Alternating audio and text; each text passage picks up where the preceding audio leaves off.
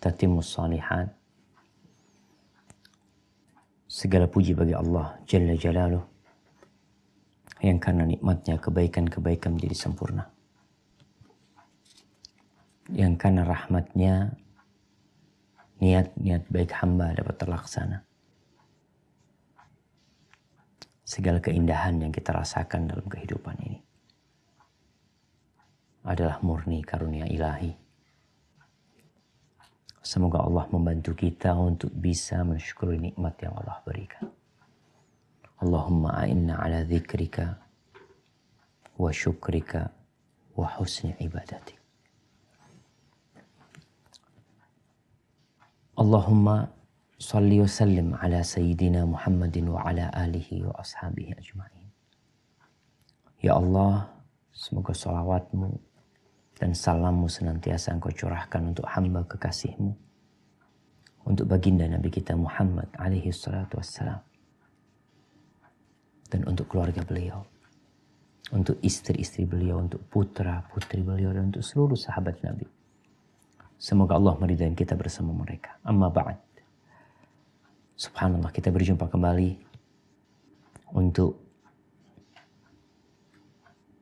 bertamasya di tamannya orang-orang soleh, Riyadhus Shalihin.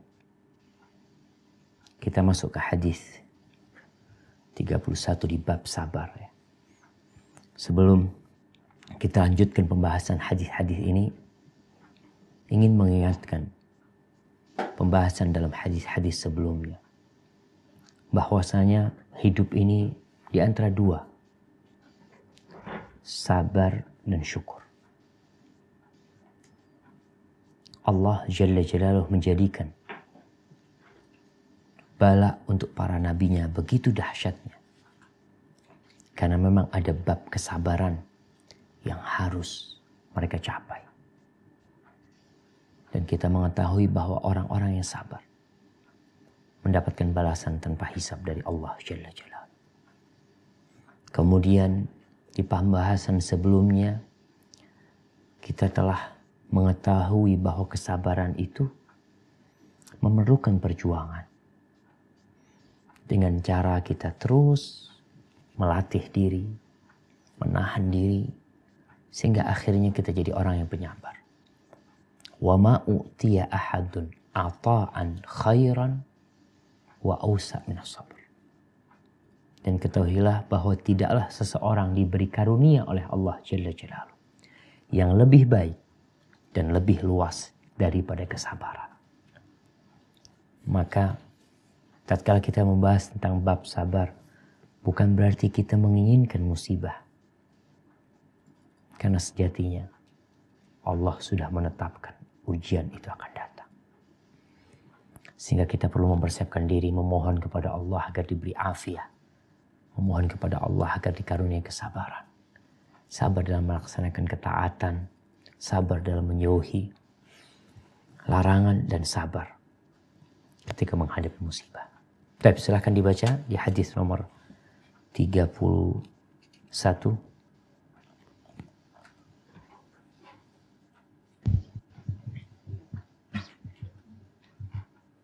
Hadis nomor 31.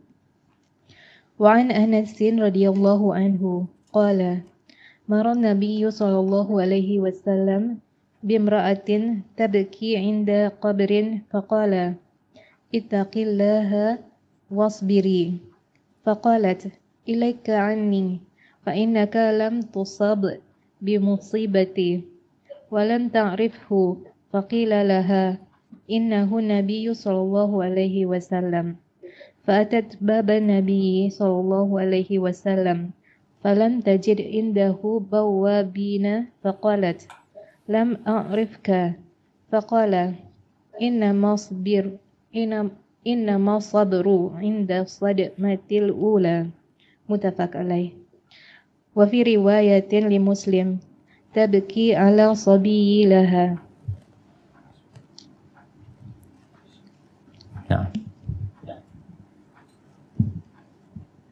Dari Anas radhiyallahu an yang menuturkan, Suatu ketika Rasulullah Shallallahu Alaihi Wasallam berjalan melewati wanita yang tengah menangis di dekat kuburan.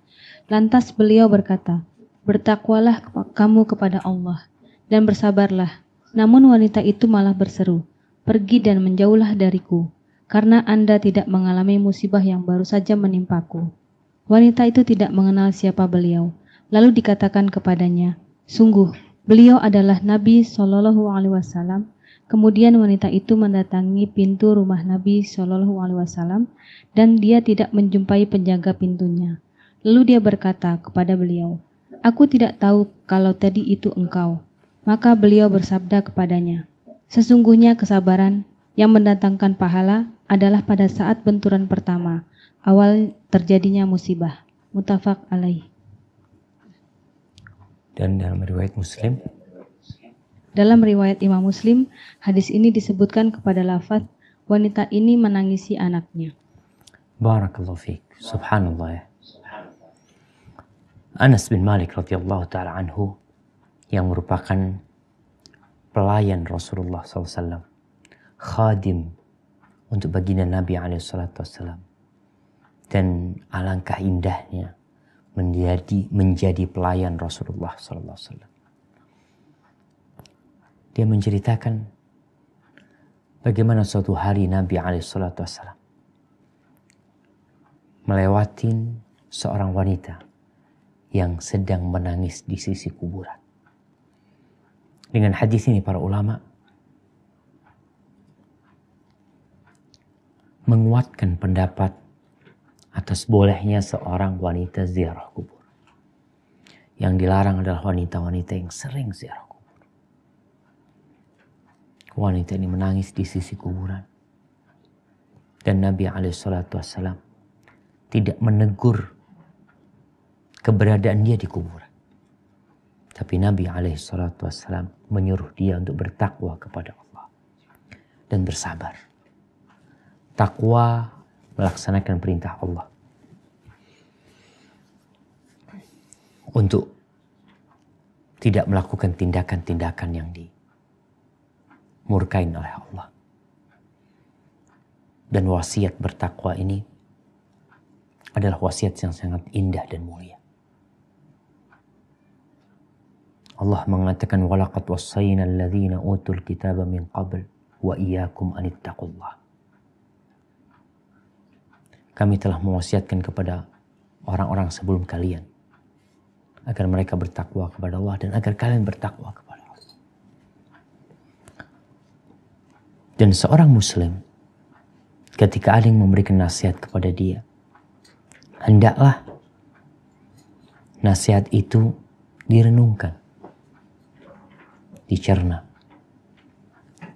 kemudian diamalkan. Tidak seperti orang-orang munafikin. Allah menyebutkan kisah sebagian di antara mereka, wa idza qila lahu ittaqillah akhadhathu al-'izzatu bil itsm. Ada orang-orang yang kalau dikasih nasihat, ittaqillah, bertakwalah engkau kepada Allah, dia malah jadi sombong, besar diri dan tidak mau menerima nasihat. Nabi SAW memberikan wasiat kepada wanita ini untuk bertakwa kepada Allah dan bersabar. Karena keberadaan dia di sisi kuburan. Apa peristiwa itu setelah pemakaman, orang-orang udah pulang, dia datang ke kuburan. Itu menandakan bahwa dia telah mendapatkan musibah yang berat sekali. Apa jawaban wanita ini? Dalam kondisi dia sedang gak tahu. Hati yang penuh dengan kegundahan. Ditinggal mati oleh anaknya. Sobi, anak kecil masih. Dan jamaah, orang kalau ditinggal mati seorang anak yang masih di dalam perut atau lahir, kemudian meninggal dunia, itu tidak terlalu berat apabila anaknya itu sudah bisa berjalan. Sudah ditimang-timang sama orang tuanya. Udah bermain sana, bermain ini. Semakin berat ujian buat dia. Maka wanita ini mengatakan, ilaika anni. Sana kau, menjauh kau. engkau tidak ditimpa musibah seperti musibah yang menimpaku. Ucapan ini sebenarnya banyak diucapkan oleh orang kalau dikasih nasihat untuk bersabar. Yang sering Ana dengar ucapan seperti ini biasanya wanita kalau disuruh bersabar, ditinggal suaminya kawin lagi. Kita nasihatin, Ana sering kasih nasihat mereka yang jadi istri pertama atau jadi istri kedua. Ana ngomong sabar, sabar dihadapin semuanya. Apa jawab kebanyakan perempuan yang dikasih nasihat seperti ini? Ya nggak kebanyakan ya, beberapa perempuan yang dikasih nasihat seperti ini.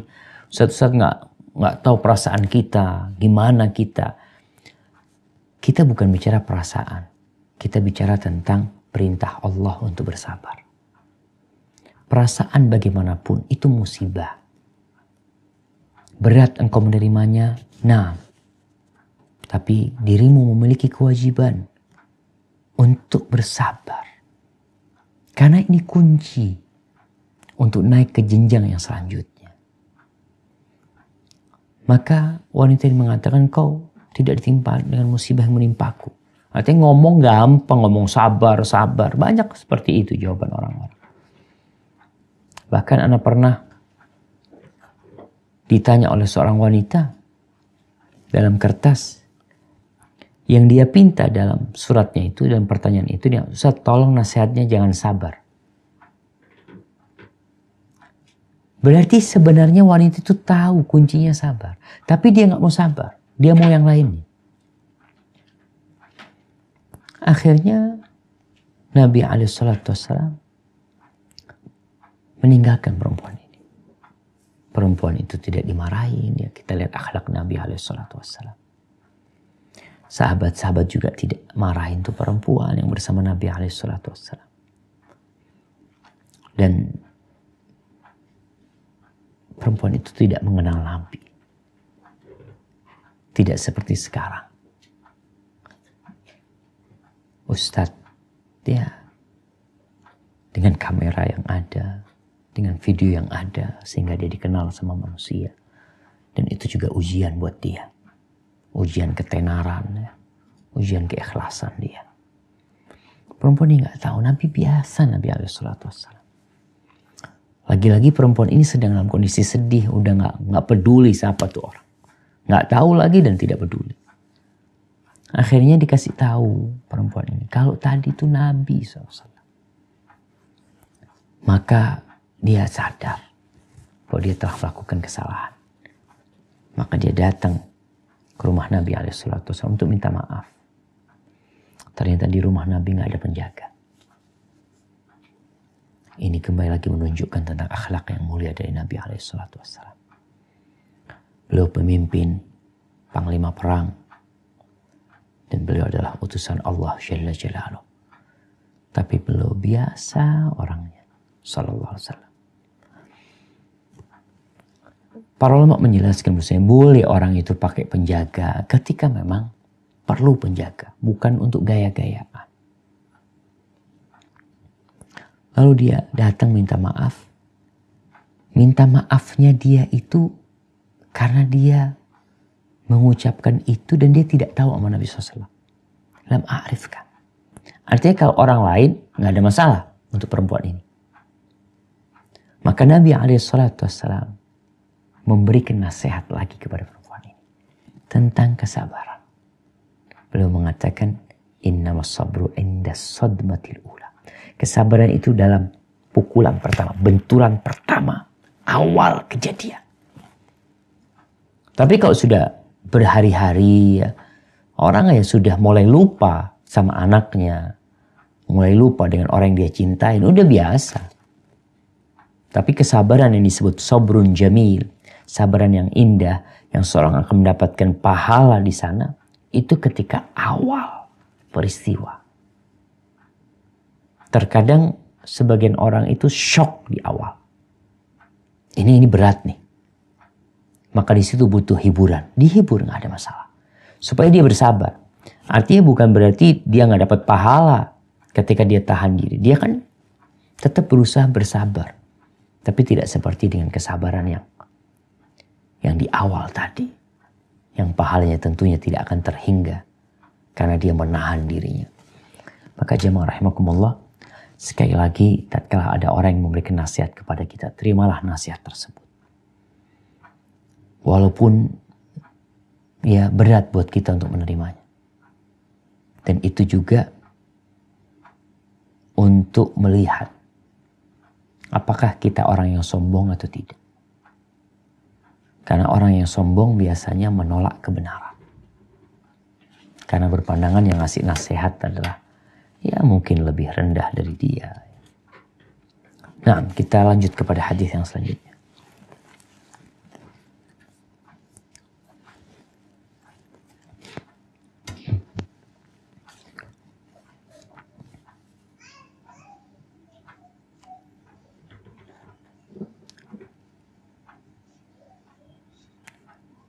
Nah, silakan.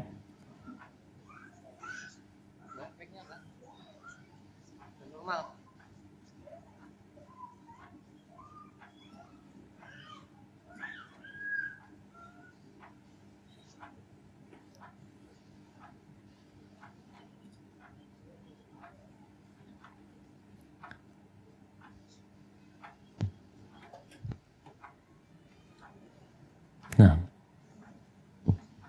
belum terkoneksi Zubair. Dari sana belum ngomong dari sana. Udah connect. Berapa boleh Ustaz? Oh, Muskat.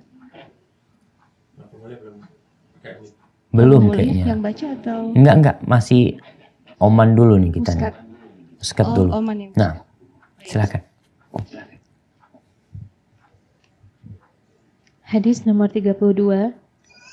Wa an Abi Hurairah radhiyallahu anhu anna Rasulullah sallallahu alaihi wasallam qala yaqulullahu ta'ala ma li 'abdil mu'mini 'indi jazaa'un iza fadattu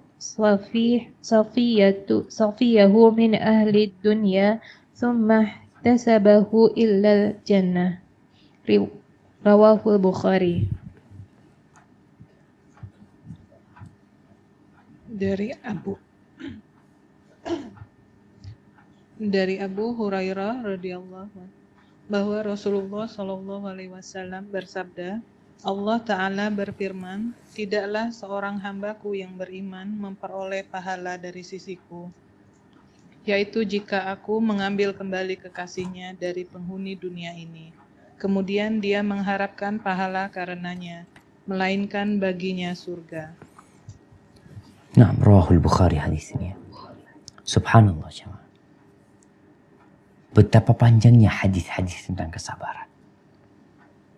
Karena memang bersabar itu memerlukan perjuangan.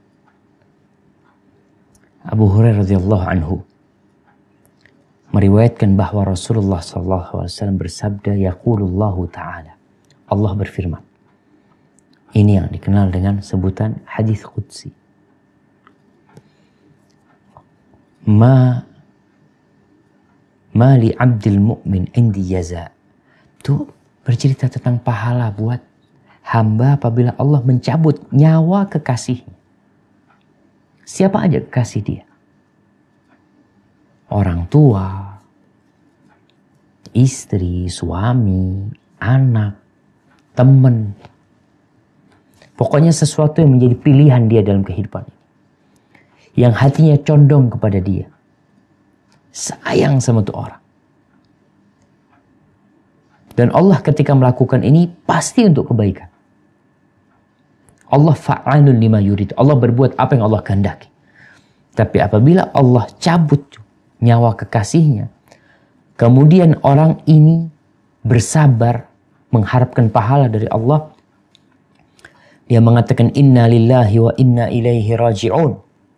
Lalu dia membaca doa atau tidak membaca doa, tapi dalam hati dia berharap pahala ditinggal mati orang yang dia cintai. Dia membaca doa, Allahumma ajurni fi musibati wa akhlif li khairan minha. Apa yang akan Allah berikan kepada orang ini? Surga. Hadis ini adalah arahan kepada setiap muslim untuk sabar. Dan ingat, sabar pada benturan pertama. Pada awal terkena musibah. Tidak sedikit sebagian orang ketika dengar berita, dia pingsan. Nggak tahan. Bangun lagi, pingsan lagi, berat buat dia. Tapi dia tahan diri. Karena bersabar itu menahan diri dari mengucapkan sesuatu yang dimurkain Allah. Atau dari melakukan tindakan yang dimurkain Allah dengan raganya. Ada orang yang dengar anaknya meninggal dunia, tahan dia. Ketika jenazah anaknya sampai rumah, pingsan. Tapi dia tetap berusaha untuk nahan diri dan berharap pahala dari Allah Jalla Jalaluh. Selesai. Allah tidak memberikan balasan kepada yang lebih utama daripada surga. Dan di sini kembali kita mengingatkan bahwasanya ada derajat-derajat di surga yang tidak mungkin diraih oleh hamba dengan amalannya. Nggak cukup amalannya. Maka Allah berikan musibah kepada dia agar dia bisa meraih derajat itu. Kembali di sini seorang husnudzon sama Allah Jalla Jalaluh. Dan kalau bicara surga, ada orang yang bersabar dari pagi sampai sore bekerja. Ada yang bersabar untuk beli HP. Kadangkala sampai 12 jam ikut antri. Karena mendapatkan diskon umpamanya. Apa surga Allah tidak pantas diraih oleh seorang hamba dengan dia bersabar? Yang kita tahu kata Nabi SAW, la mawdi'u sawti ahadikum fil jannah khairun minad dunya wa ma fiha. Tempat cemeti, tempat pecut yang biasa digunakan untuk naik kuda, ada mereka pakai punya pecut yang pendek itu. Tempat seperti itu di surga itu lebih baik daripada dunia dan isi. Maka sekali lagi hadis ini anjuran kalau kita ditimpa musibah, sabar. Ingat sama surga. Ingat bismillah. Ini sesuatu yang memang harus dihadapi. Baik. Hadis yang selanjutnya.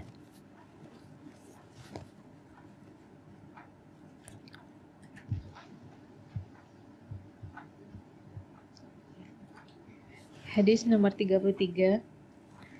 Wa an Aisyah radhiyallahu anha أنها سألت رسول الله صلى الله عليه وسلم عن الطاعون فأخبرها إنه كان عذابا يبعثه الله تعالى على من يشاء فجعله الله تعالى رحمة للمؤمنين فليس من عبد يقع في الطاعون فيمكث في بلده صابرا محتسبا يعلم أنه لا يصيبه إلا ما كتب الله له إلا كان له مثل أجر الشهيد رواه البخاري.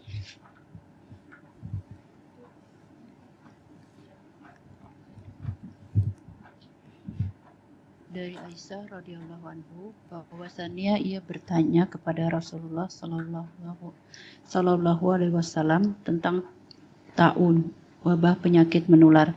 Maka beliau memberitahunya, taun adalah ajab yang dikirimkan Allah Ta'ala kepada siapa saja yang dikehendakinya. Namun Allah Ta'ala menjadikannya sebagai rahmat bagi orang-orang beriman. Tidaklah seorang hamba yang terjangkit taun tetap berada di daerah dengan penuh kesabaran dan mengharap pahala dari Allah, serta mengetahui bahwa tidak ada sesuatu yang menimpanya kecuali telah ditetapkan Allah terhadapnya, melainkan hamba tersebut akan mendapatkan pahala seperti pahala orang yang mati syahid. Hadis riwayat Al-Bukhari. Masya Allah. Di sini Aisyah radhiyallahu taala anha bertanya tentang taun. Kita kadang-kadang melihat satu petaka yang menimpa satu kaum. Jadi taun ini wabah. Syekh Utsaimin menjelaskan baik wabah itu bentuk penyakit tertentu yang menular, yang menimpa satu kaum, atau wabah apa saja. Yang jelas, masalahnya adalah masalah bagaimana sikap seorang muslim menghadapi seperti ini. Aisyah bertanya, apa itu seperti itu? Yang kadang-kala menimpa yang dewasa, menimpa yang kecil, yang muda, yang anak-anak tertimpa dengan wabah. Mungkin wabah kolera ya, yang dulu banyak terjadi menimpa kaum-kaum tertentu. Maka Rasul SAW menjelaskan kalau hal itu adalah azab. Azab yang Allah turunkan kepada siapa yang Allah kehendaki. Namun Allah jadikan itu rahmat. Buat siapa? Buat orang-orang yang beriman. Penyebab musibah dua. Dosa dan cinta. Dosa yang dilakukan oleh seseorang, kemudian Allah menurunkan azab buat dia karena dosanya. Yang kedua, rahmat, cinta Allah kepada hambanya. Di sini taun, sesuatu yang menjijikkan, yang kadangkala jari jemari itu bisa lepas. Kemudian wajah penuh dengan luka-luka. Orang-orang pada jijik. Itu rahmat buat orang-orang yang beriman. Lalu dijelaskan bagaimana sikap seorang muslim, seorang yang beriman, apabila di daerahnya terjadi taun. Kita tahu wabah yang menimpa satu daerah itu diperintahkan oleh Nabi SAW agar mereka tidak keluar dari tempat itu. Agar virusnya atau bakterinya tidak pindah kota, biar di tempat itu. Barang siapa yang tertimpa taun, kemudian dia diam di negerinya dengan 3 catatan. Yang pertama, sabiran, bersabar, menahan diri.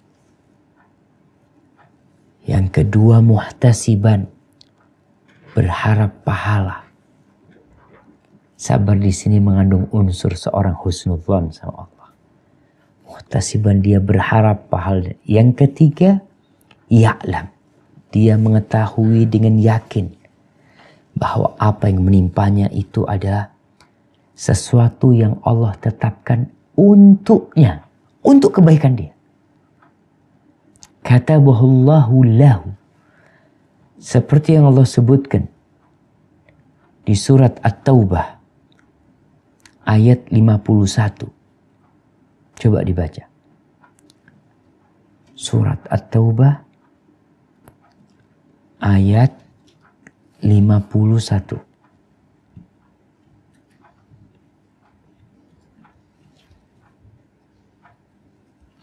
Mungkin ayat 50-nya dibaca juga. Yang ayat 50 dibaca. 50, 51.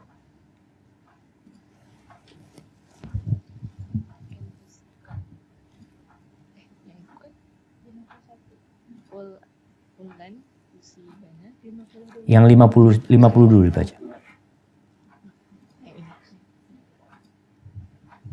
In tusibka hasanatun tasuhum, in tusibka hasanatun tasuhum, wa in tusibka musibatun yaqulu qad akhadna amrana min qablu wa yatawallaw wa hum farihun. Qul lan yusibana illa ma kataballahu lana huwa maulana wa 'alallahi falyatawakkalul mu'minun. Nah, artinya, jika kamu mendapat suatu kebaikan, mereka menjadi tidak senang karenanya. Dan jika kamu ditimpa oleh suatu bencana, mereka berkata, sesungguhnya kami sebelumnya telah memperhatikan urusan kami untuk tidak pergi berperang. Dan mereka berpaling dengan rasa gembira. Katakanlah, sekali-kali tidak akan menimpa kami melainkan apa yang telah ditetapkan Allah untuk kami. Dialah pelindung kami dan hanya kepada Allah orang-orang yang beriman harus bertawakal. Nah, Sedekah. ini kisah bersama orang-orang munafikin. Kalau melihat orang Islam lagi kena musibah, mereka senang banget. Tapi kalau umat Islam mendapatkan kemenangan, mereka jadi susah. Ini salah satu sifat orang-orang munafikin. Kemudian Allah perintahkan bagaimana kita bersikap nih. Dengan musibah yang datang menimpa, dengan kemenangan yang datang. Maka Allah katakan, Qul, katakan. Ini sebuah keyakinan yang seorang muslim harus menyampaikan. La yusibana illa ma kataballahu lan. Jadi ucapan ini kalau kita lagi gundah, kena musibah atau apa, ingat baca nih ayat. Supaya kita tahu bahwasanya tidak akan menimpa kita kecuali sesuatu yang memang sudah ditetapkan, udah dicatat, udah ada kitabnya tuh. Untuk kami. Para ulama jelaskan lana ini kok bukan alaina. Alaina itu biasanya untuk keburukan kita. Nggak ada. Musibah itu untuk kebaikan kita. Allah tuh pelindung kita. Allah tuh maha baik sama kita.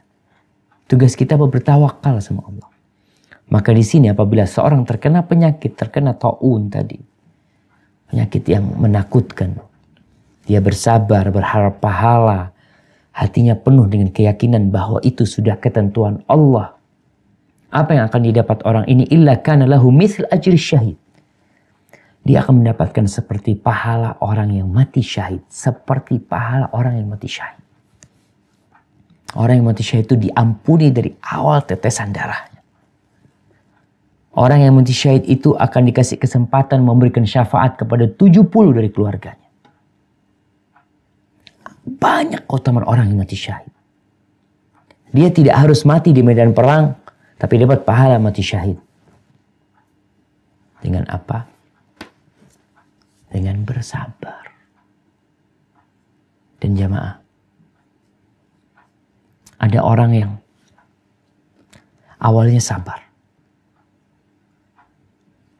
Kalau musibah itu menimpa sekali. Kemudian pergi selesai. Tapi musibah ini menimpa dan terus bersama dia. Contohnya seorang yang kena penyakit. Apa penyakitnya? Stroke. Kanker. Ketika dia dapat berita penyakit itu, shock dia biasanya. Tapi dia tahan diri. Dia memerlukan dukungan. Memerlukan seorang yang memberikan nasihat kepada menguatkan dirinya. Karena penyakitnya ini akan bersama dia terus. Terus bertambah hari, tambah hari. Terkadang dengan berjalannya waktu, dia jadi putus asa. Seharusnya enggak. Sabar nih. Kenapa? Karena dapat pahala orang yang mati syahid. Jadi perlu dikuatkan orang-orang yang sakit ya. Seakan-akan mereka nunggu kematian. Katanya Ustaz nggak mungkin sembuh sudah ini itu. Nggak ada masalah, kita semua bakal mati. Yang sehat bakal mati. Beda-beda aja cara matinya. Tapi kematian suatu hal yang pasti. Jadi kalau dikatakan ini penyakit nggak bisa sembuh sampai mati, yang sehat mati. Jadi tugas kita adalah bersabar. Kemudian menerima, insya Allah Allah akan berikan pahala yang agung buat dia insya Allah. Baik. Hadis yang selanjutnya.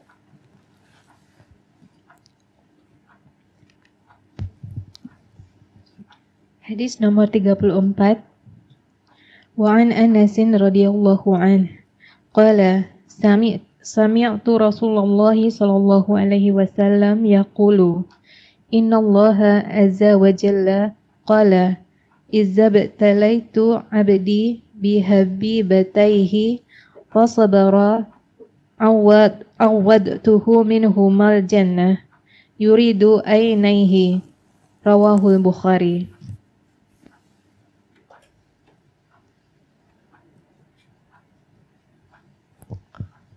Nah, dari Anas radhiyallahu an, ia bertutur, aku pernah mendengar Rasulullah Shallallahu alaihi wasallam bersabda, sesungguhnya Allah Azza wa Jalla berfirman, jika aku menguji hambaku dengan kebutaan pada kedua matanya, lalu dia bersabar, maka aku akan menggantikan keduanya dengan surga. Hadis riwayat Al-Bukhari. subhanallah jemaah. Kita lihat nih, kita yang dikasih sama Allah kedua mata. Ada orang yang butanya sejak lahir. Ujian nih. Ada orang yang butanya seiring berjalannya waktu. Ada yang butanya di akhir hayatnya. Sekarang kalau kita lihat, banyak orang kena katarak. Sebenarnya dari dulu banyak orang kena katarak. Akhirnya akhir hidupnya buta. Barang siapa yang Allah uji, ini Allah yang mengatakan, hadis qudsi juga. Idza btalaitu abdi, kalau aku menguji hambaku dengan kedua kekasihnya, disebut dua mata ini adalah habibah, kekasih. Lalu dia bersabar, sabar. Maka Allah akan kasih ganti dia dengan surga. Ini gantinya sekarang, surga. Oleh karena itu orang-orang yang buta, keluarganya, ujian buat keluarganya. Merawat orang yang buta umpamanya. Maka hendaklah diarahkan kepada sesuatu yang mulia. Karena orang yang buta ini dikasih sama Allah kekurangan di satu panca indera, tapi biasanya dia punya kekuatan di perasaan. Terkadang ada orang buta jalan di pasar seakan-akan dia melihat. Ada perasaan dia. Waktunya belok dia belok. Ada yang pakai tongkat umpamanya. Biasanya dia memiliki kekuatan hafalan. Sehingga tidak sedikit orang-orang buta yang hafal Al-Quran Karim. Tinggal di sini pihak keluarga mengarahkan kepada yang lebih baik buat kehidupan dia. Bukan diajari sesuatu yang tidak bermanfaat dalam kehidupan ini. Dan kita mengetahui banyak para ulama yang buta.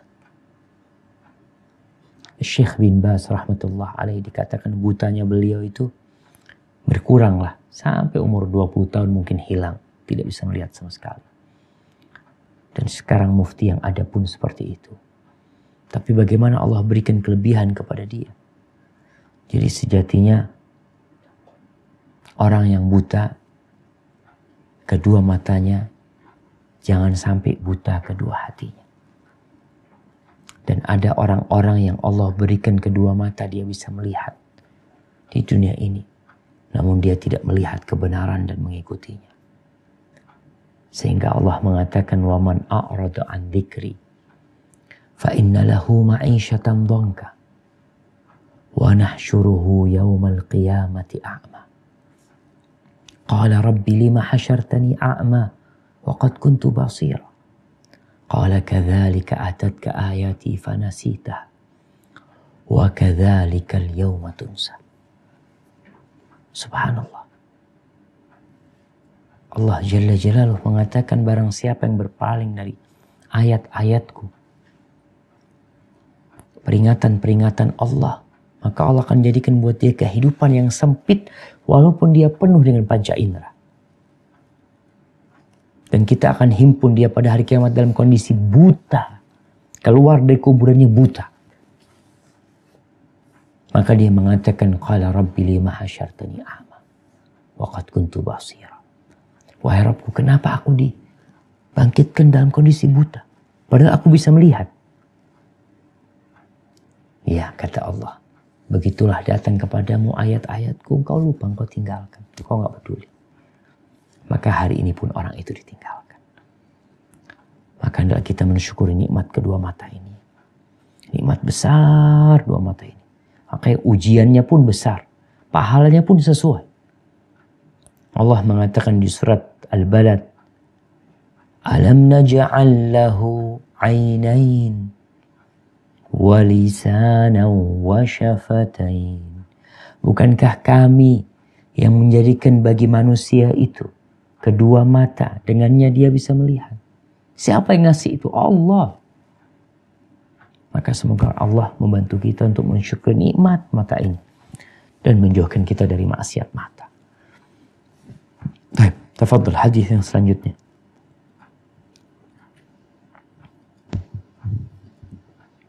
Hadis nomor 35.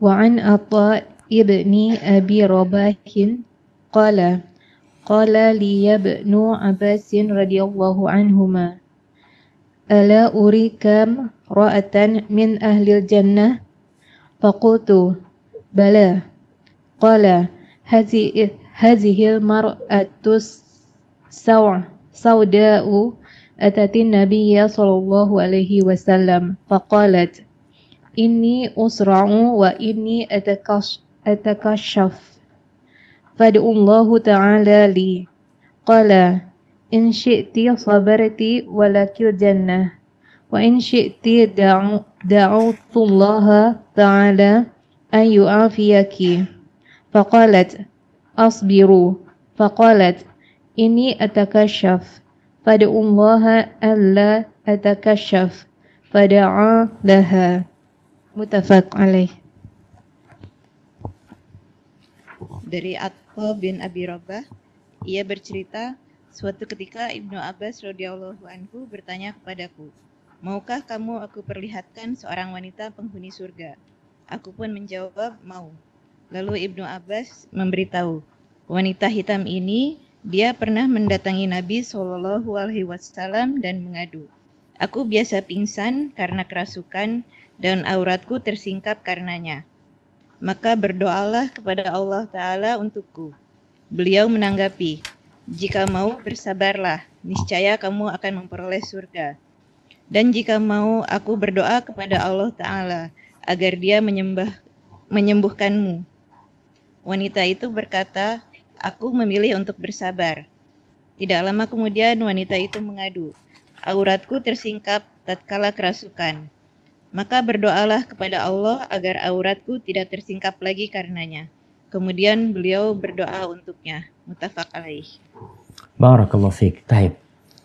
Ini berkaitan dengan penyakit. Atha bin Abi Rabah adalah seorang tabi'in senior. Dia muridnya Abdullah bin Abbas radhiyallahu anhu. Suatu hari di Mekah nih, Ibnu Abbas mengatakan kepada Atha, maukah engkau aku kasih tahu wanita penghuni surga? Kesaksian seseorang, fulan masuk surga, atau fulana masuk surga, itu tidak boleh kita memberikan kecuali sesuatu yang memang sudah diinformasikan oleh Nabi SAW dan oleh Allah Azza wa Jalla. Ada orang-orang yang dijamin masuk surga dengan sifat-sifatnya.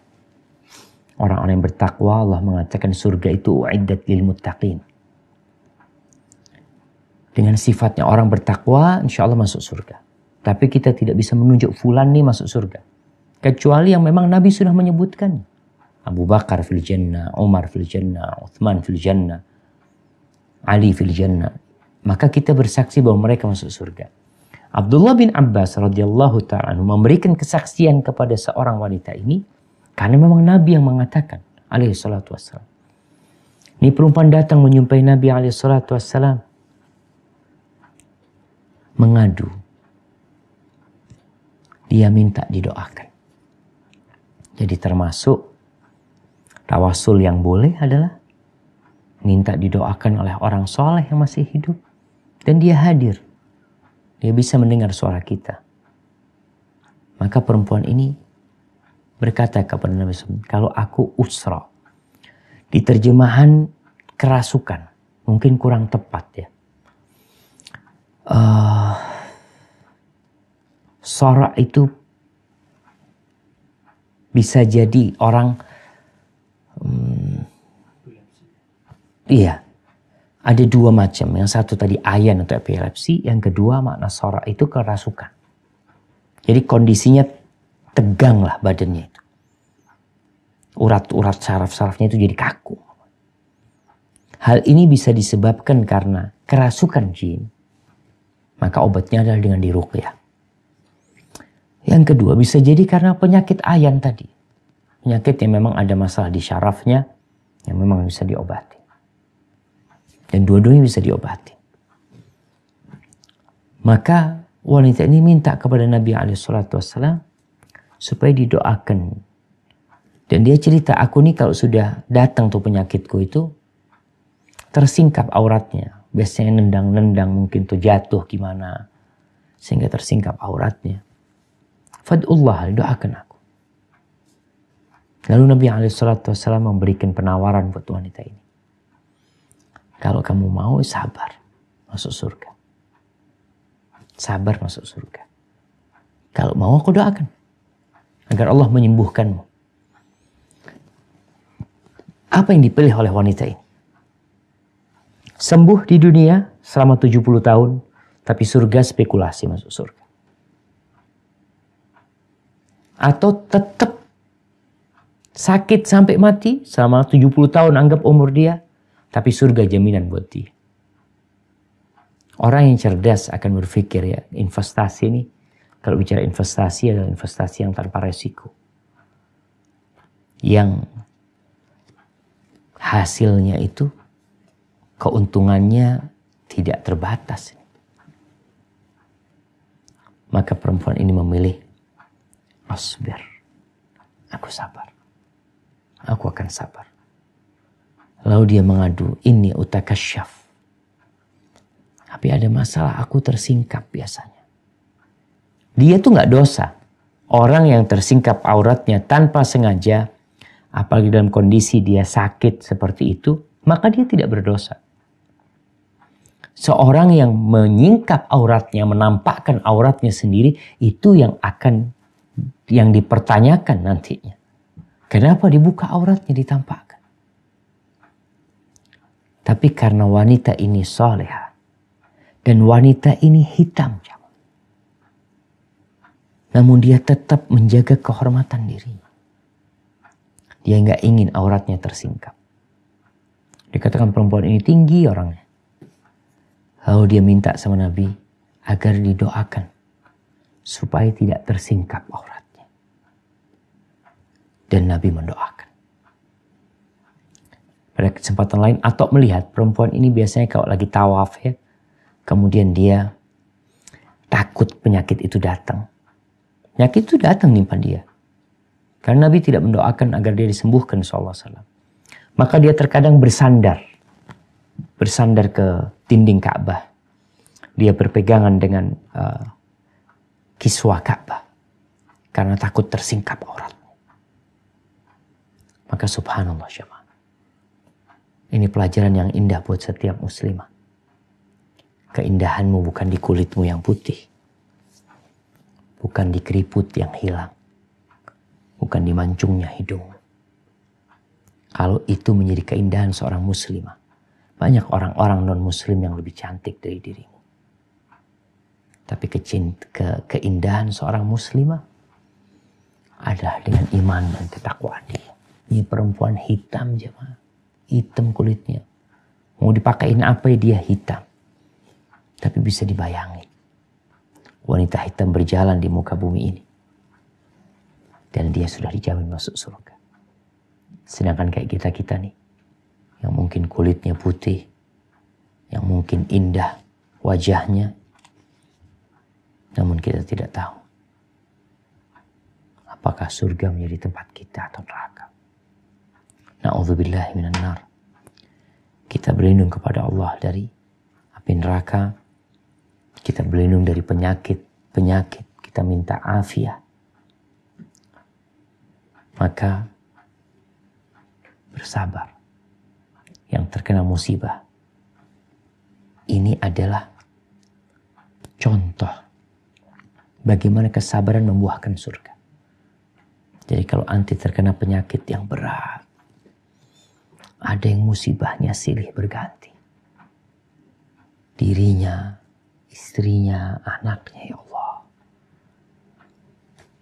Kita akan baca nanti hadis. Ternyata orang-orang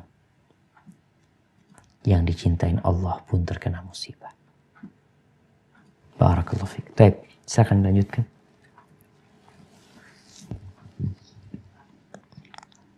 Hadis nomor 36.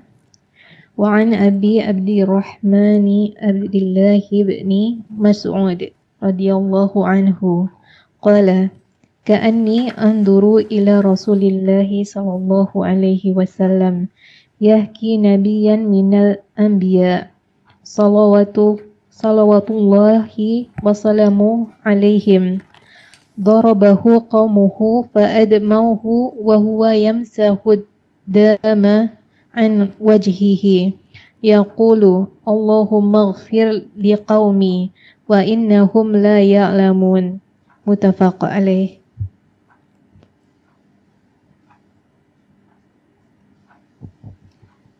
Dari Abu Abdirrahman Abdullah bin Mas'ud radhiyallahu anhu, ia berkata, seakan-akan aku melihat Rasulullah Shallallahu Alaihi Wasallam mengisahkan salah seorang dari para nabi Shalawatullahi Wasallamuhu alaihim. Nabi itu dipukul kaumnya hingga mengucurkan darah. Lalu dia mengusap darah tersebut dari wajahnya sambil berdoa, Ya Allah, berikanlah ampunan kepada kaumku, karena sesungguhnya mereka tidak mengetahui. Muttafaq alaih. Allahu Akbar, Allahu Akbar. Kita lihat nih, para nabi yang mereka adalah orang-orang pilihan Allah, yang mereka adalah kekasih-kekasih Allah. Ternyata dalam perjuangan mereka, sebagian di antara mereka dilukain oleh kaumnya, diusir oleh kaumnya, bahkan sebagian dibunuh oleh kaumnya. Rasulullah Sallallahu Alaihi Wasallam di kota Mekah 13 tahun berdakwah, disakiti tubuhnya, disakiti hatinya, keluarganya disakiti, diboikot alaihi salatu wassalam. Sahabat-sahabatnya seperti itu, bahkan sebagian mati terbunuh dalam masa penyiksaan. Seperti Sumayyah binti Khabbab, ibunda Ammar bin Yasir. Dan Nabi SAW kalau melewatin keluarga Ammar yang disiksa, beliau hanya mengatakan sabron, sabar keluarga Yasir. Fa inna mau'idakumul jannah. Tempat kalian yang dijanjikan adalah surga Allah Jalla Jalaluhu. Di sini Nabi SAW menceritakan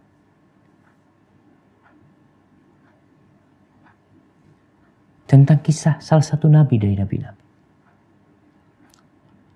yang mereka dipukul oleh kaumnya sampai berdarah-darah. Tapi apa yang dilakukan oleh nabi? Dia usap darah yang mengalir di wajahnya. Dia usap. Dia tidak melaknat kaumnya, tidak mendoakan keburukan buat kaumnya, tapi malah dia memohon kepada Allah. Ini akhlak ya. Ketika seorang disakitin dalam masa menyampaikan agama Allah, maka hendaklah yang menjadi ambisi utama dia adalah memberikan hidayah kepada orang. Berusaha untuk menjelaskan kepada manusia tentang kebenaran. Mereka nerima atau tidak itu tugasnya Allah. Tapi jangan berhenti untuk mendoakan kaumnya, mendoakan orang-orang. Nih, sampai berdarah-darah ternyata doanya Allahumma ghfir li qaumi fa innahum la ya'lamun. Ya Allah, ampuni buat kaumnya, sesungguhnya mereka nggak ngerti ya Allah. Subhanallah jamaah. Coba dibuka surah Al-An'am. Surah Al-An'am ayat 33 34. Oh, 3 sampai 35 nih ayat ini indah sekali tentang bagaimana kesabaran para nabi. Ayat 33 35 sampai 35. Surah Al-An'am, silakan. a'udzu billahi minasyaitonir rajim. Qad na'lamu innahu la yahzunuka alladhi yaqulun fa innahum la yukadzibunaka walakinnal zalimina bi ayatillahi yajhadun. Walaqad kudzibat rusulun min qablika fasabaru ala ma kudzibu wa udzu hatta atahum nasruna wala mubaddila likalimatillah walaqad ja'aka min naba'il mursalin wa in kana kabura 'alaika i'raduhum fa in astata'ta an tabtaghiya nafaqan fil ardi aw sulaman fis samai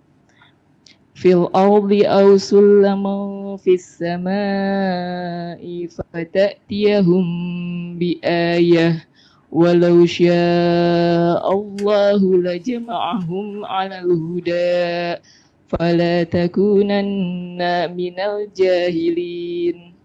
Barakallahu fiik. Nah,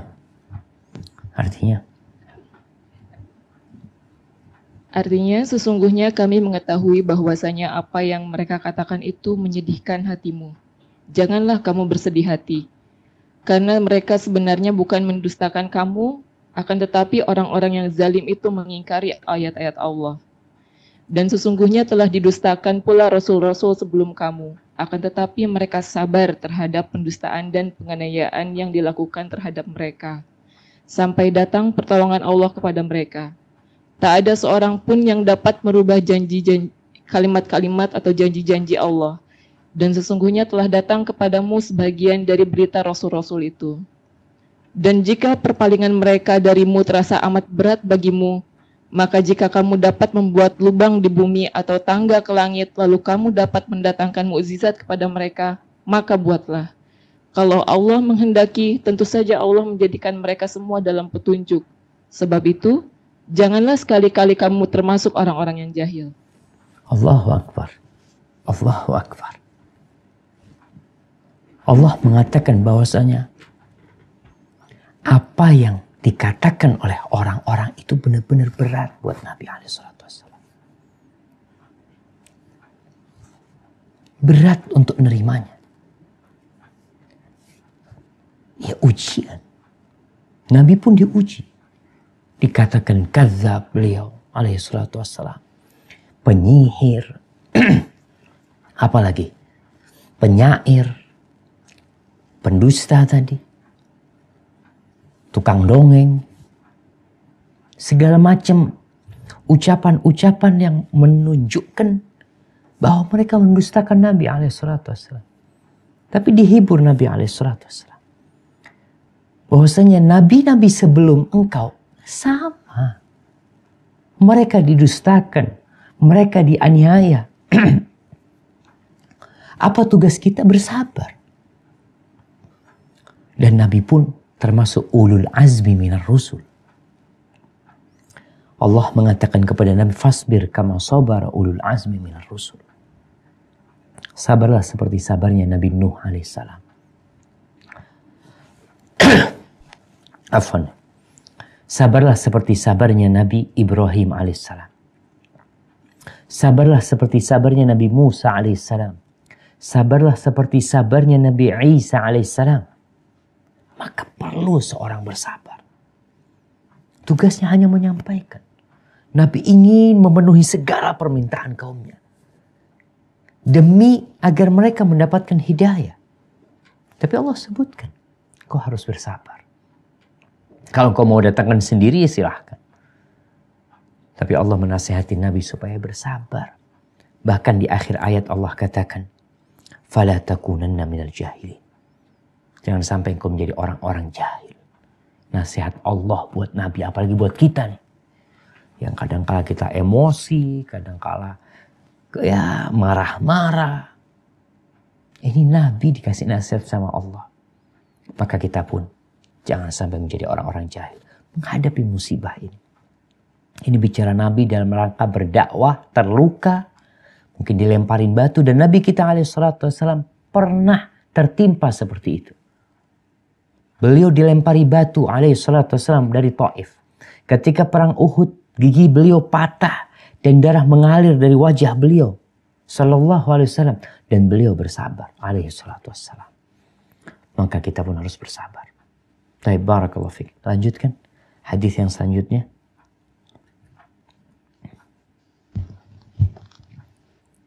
Hadis nomor 37.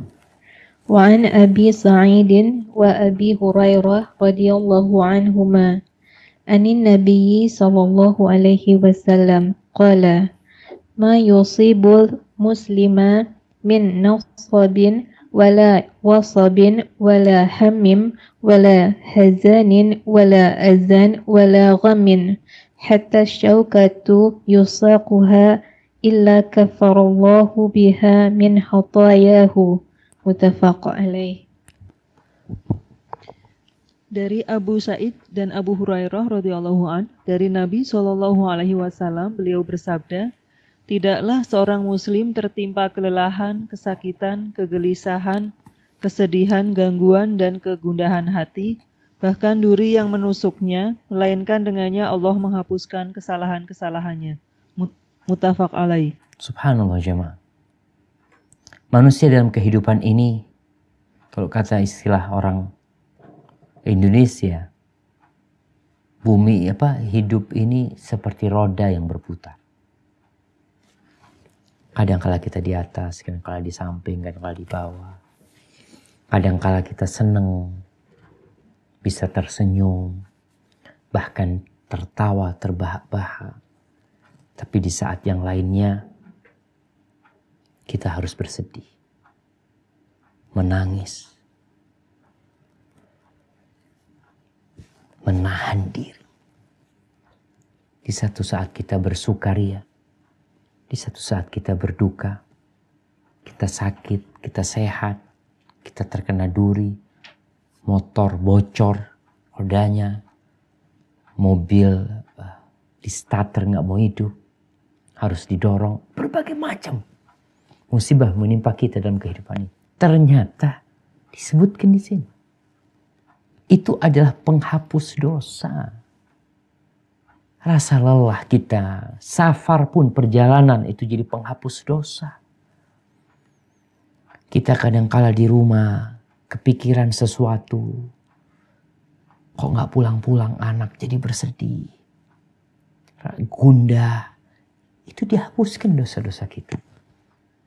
Maka tugas kita menghadapi kehidupan ini dengan ilmu tadi. Kalau kita berilmu, kita paham nih, ini ilmunya udah nih.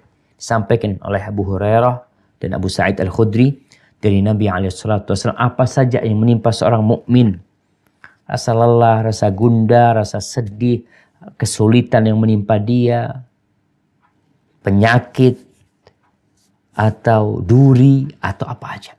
Itu penghapus dosa. Jadi apabila kita mengetahui itu penghapus dosa, hidup kita damai. Damai. Kenapa? Ternyata Allah baik banget sama kita. Sampai sesuatu yang terkadang kita penyebabnya. Kita kadang-kala jalan gak pakai sandal. Kena beling kaki kita. Pecahan kaca, berdarah. Jadi penghapusan dosa. Kadangkala ibu-ibu di dapur masak. Tanpa sengaja minyak itu menyiprat. Terkena dia. Kadangkala melepuh. Penghapusan dosa. Maka hendaklah seorang muslim ketika mendapatkan musibah, langsung dia ingat, ya Allah, dikurangin dosa hamba insya Allah. Oleh karena itu doa ketika kita mengunjungi orang yang sakit, apa yang kita katakan, la ba'sa tahurun insyaallah, enggak apa-apa insyaallah, ini penghapus dosa seperti itu. Maka seorang mukmin sekali lagi, tidak ada buat dia jalan yang paling indah kecuali menerima kenyataan yang ada, tidak mencari kambing hitam, tapi yang jelas dia berusaha untuk menjadikan musibah menimpa dia, anak tangga, untuk menjadi lebih tinggi derajatnya. Dosanya dihapuskan, dia naik ke derajat yang selanjutnya, naik sampai ke tingkat yang tertinggi insya Allah. Baik, silakan dilanjutkan.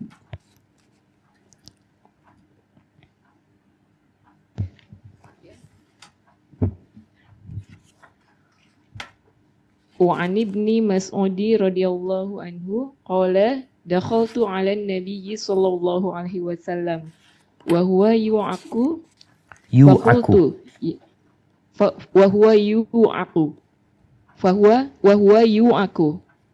فقلت يا رسول الله إنك توعك وعكا شديدا قال أجل إني أوعك كما يوعك رجلان منكم قلت ذلك أن لك أجرين قال أجل ذلك كذلك ما من مسلم يصيبه أذى شوكة فما فوقها إلا كفر الله بها سيئاته وحطت عنه ذنوبه كما تحط الشجرة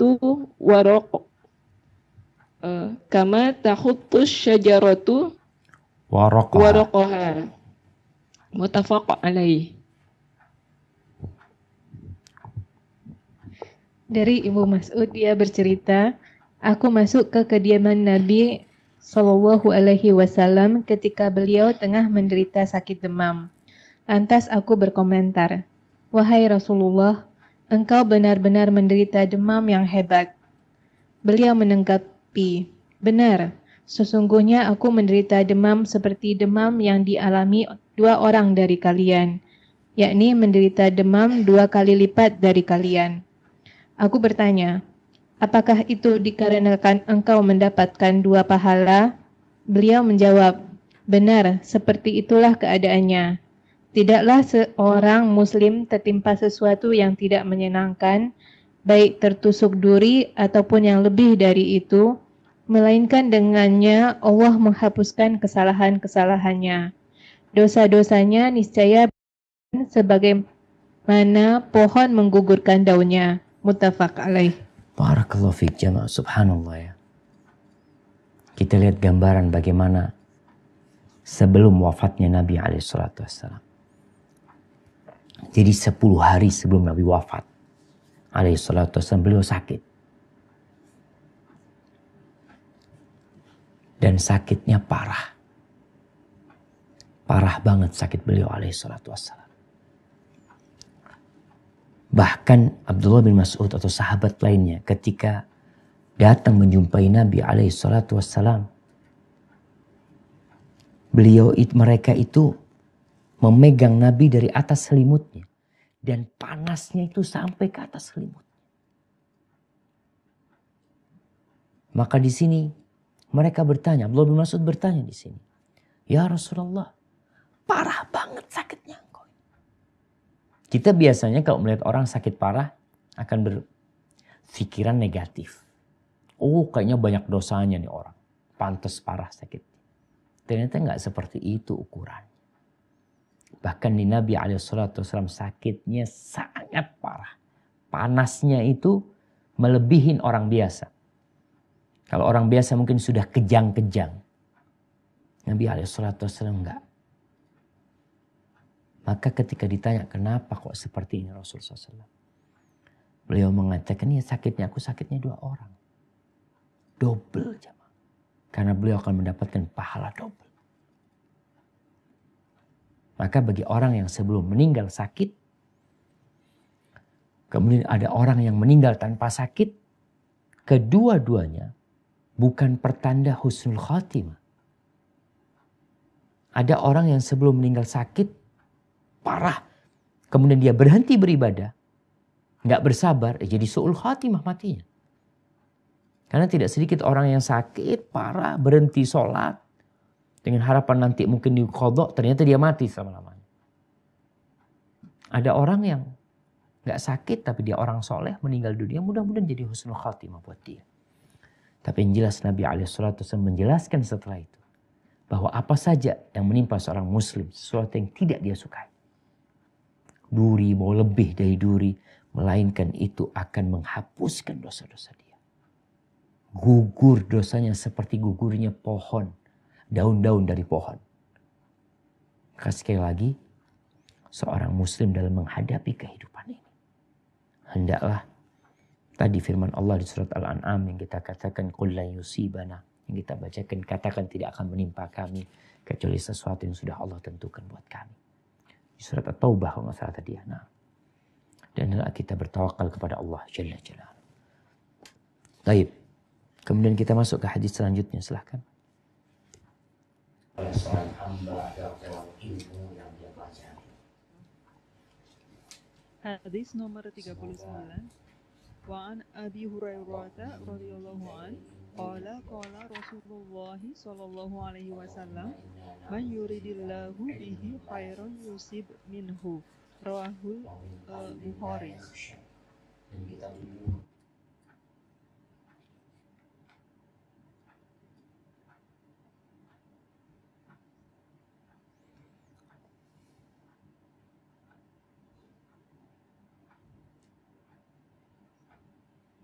Masya Allah. Hadis-hadis sebelumnya menyatakan bahwasanya musibah itu akan menghapuskan dosa.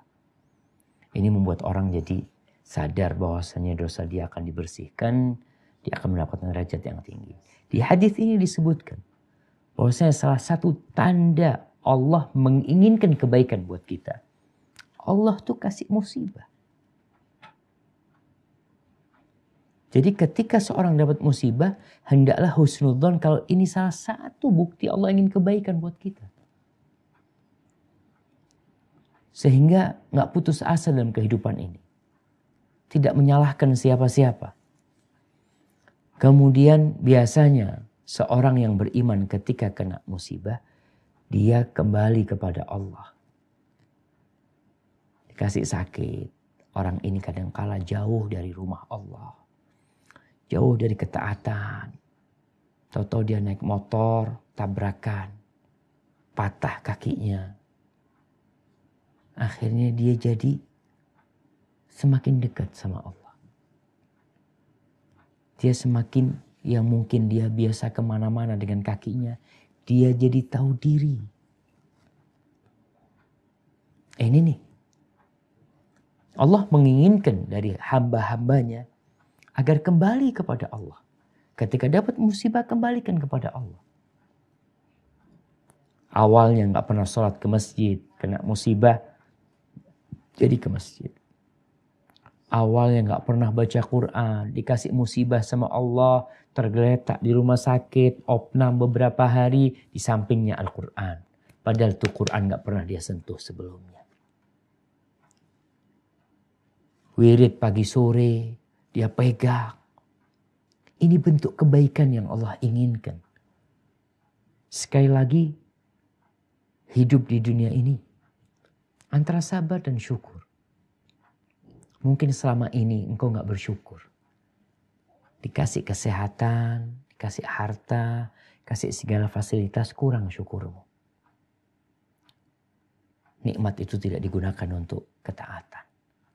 Banyak duitnya gak umroh-umroh. Banyak hartanya gak haji-haji. Ketika dikasih musibah, kepingin berangkat haji. Kepingin berangkat umroh. Ini nih salah satu kebaikan. Kalau dibiarkan tidak dikasih musibah, kapan dia akan sadar? Ketika orang tua sayang sama anaknya, kadang-kadang tuh anaknya dipukul. Bukan karena benci. Agar anaknya sadar bahwa yang dilakukan salah. Walillahil mathalul a'la. Allah tuh Ar-Rahmanir Rahim. Allah tuh lebih sayang sama hambanya daripada orang tua kita sama kita. Maka tatkala ada orang yang terkena musibah, kemudian dia bersabar, kemudian dia jadi sadar. Hari-hari yang masa lalu dia jadi ingat, ya Allah kemana anak selama ini ya. Maka itu bentuk kecintaan Allah kepada hambanya. Terima dia sebagai anugerah. Terima musibah itu sebagai karunia. Karunia, ya kembali kepada Allah. Di antara doa Nabi SAW, beliau mengatakan, wala taj'al musibatana fi dinina. Ya Allah, jangan jadikan musibah kami di agama kami. Itu yang bala. Ketika musibahnya itu nggak sholat. Musibahnya itu kemaksiatan. Musibahnya itu meninggalkan kewajiban. Itu musibah yang kita nggak mau sama Allah SWT. Kita minta sama Allah jangan jadikan musibah kita di agama kita. Mungkin kita ke hadis nomor 40.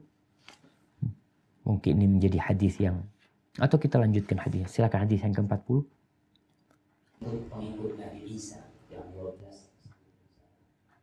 Hadis nomor 40. Wa'an Anasin radhiyallahu anhu qala Rasulullah sallallahu alaihi wasallam la yatamannayanna ahadukumul mauta lidurrin aswabah fa in kana la budda fa'ilan falyaqul Allahumma ini ma kanatil hayatu khairan li wa tawaffani idza kanatil wafatu khairan li. Muttafaq alaih.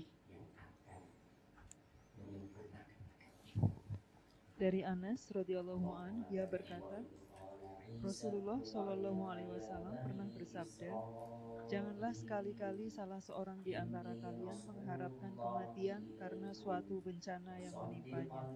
Kalau terpaksa harus melakukan hal itu, maka hendaklah dia mengucapkan, Ya Allah, hidupkanlah aku apabila kehidupan ini lebih baik bagiku, dan matikanlah aku apabila kematian itu memang lebih baik bagiku. Muttafaq alaih. Barakallahu fiik. Subhanallah. Kita lihat nih. Ada orang yang kena musibah, ada yang gak tahan, gak sabar. Kena penyakit, gak sabar, lalu dia minta dimatikan. Ya Allah, matikan hamba ya Allah. Baik dengan lisannya atau hatinya yang minta. Dia berharap. Dan ini gak boleh, jemaah. Seharusnya ketika seorang kena musibah, kena penyakit, dia minta sama Allah agar Allah membantunya bersabar. Ya Allah, bantulah hamba untuk bersabar ya Allah. Minta dikasih kesembuhan, minta dikasih afiah, tapi juga minta dikasih kesabaran. Kenapa dilarang minta mati? Kita ini nggak tahu. Apakah kalau mati menuju ke rahmat Allah, kuburannya jadi taman dari taman-taman surga, atau kuburannya jadi lobang dari lobang-lobang neraka? Siapa yang tahu? Maka benar-benar kita nggak tahu, jangan minta mati. Terus kalau memang berat, minta sama Allah, diajarin doa sama Nabi SAW. Allahumma ahyini ma kanatil hayatu khairan. Ya Allah, hidupkan hamba ya Allah selama kehidupan itu baik buat hamba. Bisa jadi kehidupan ini lebih baik. Artinya mungkin seorang ditambah umurnya, tambah sabarnya, tambah tobatnya, tambah ketaatannya. Karena kita tahu umur yang penuh dengan ketaatan atau dengan umur yang selesai tanpa ketaatan, tentunya lebih baik umur yang ada ketaatan di situ. Orang umur 20 tahun taat sama Allah, sama orang umur 21 tahun taat sama Allah, baru mati. Maka tentunya yang 21 tahun lebih baik apabila amalan mereka sama. Bagaimana kalau amal mereka nggak sama? Dan katakan wa tawaffani idza kanatil wafatu khairan. Dan matikan hamba ya Allah kalau kematian itu memang lebih baik buat hamba.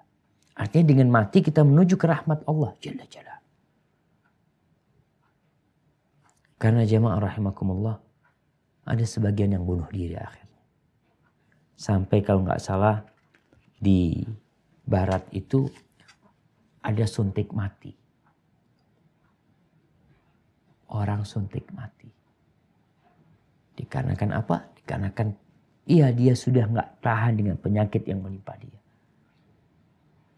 Maka hendaklah kita dalam kehidupan ini berhusnudzon sama Allah Subhanahu wa taala. Dalam sebuah hadis Rasulullah sallallahu alaihi wasallam menyebutkan ma min maitin yamutu illa nadim. Tidaklah seorang mayit meninggal kecuali dia akan menyesal. In kana muhsinan nadima an la yakuna zdad. Apabila dia orang yang baik mati, dia menyesal. Penyesalannya kenapa? Kenapa nggak ditambah kebaikannya dulu? Wa in kana musian nadim an la yakuna ista'tab. Kalau dia melakukan kejahatan, dia menyesal kenapa kok nggak bertobat dia sama Allah Subhanahu wa taala. Hadis ini disebutkan bahwasanya secara sanadnya dhaif. Tapi makna hadis ini sesuai bahwa seorang hamba akan menyesal nanti. Makanya dilarang meminta kematian. Doanya tadi yang disebutkan. Dan kita tidak tahu dengan yang gaib. Kita tidak tahu dengan apa yang terjadi keesok hari. Penyakit ini oke. Kita nggak tahu sampai kapan penyakit ini akan menimpa kita. Mungkin pekan depan sembuh kita. Tapi kita sudah minta kematian terlebih dahulu. Lalu Allah kabulkan doa kita. Maka tatkala terkena penyakit, minta kesabaran, minta kesembuhan yang pertama. Minta afiah, katakan Rabbana atina fid dunya hasanah wa fil akhirati hasanah wa qina adzabannar. Kemudian minta dikasih kesabaran sama Allah. Allahumma afrigh alaina sabra. Dengan doa apa saja kita minta dikasih kesabaran. Kemudian kalau memang sampai puncaknya kita nggak tahan. Ada sebagian orang yang takut, ya merepotkan orang banyak kata dia. Oh nanti orang pada kerepotan Ustaz dengan anak sakit seperti ini. Subhanallah. Mungkin keberadaanmu dengan penyakit orang tua sakit umpamanya. Ternyata sakitnya orang tua ini kebaikan buat anak-anaknya. Untuk penghapusan dosa buat anak-anaknya. Untuk mengangkat derajat anak-anaknya. Makanya yang terkadang kita melupakan. Barakallahu fiik. Nah, mungkin kita masuk ke sesi tanya jawab.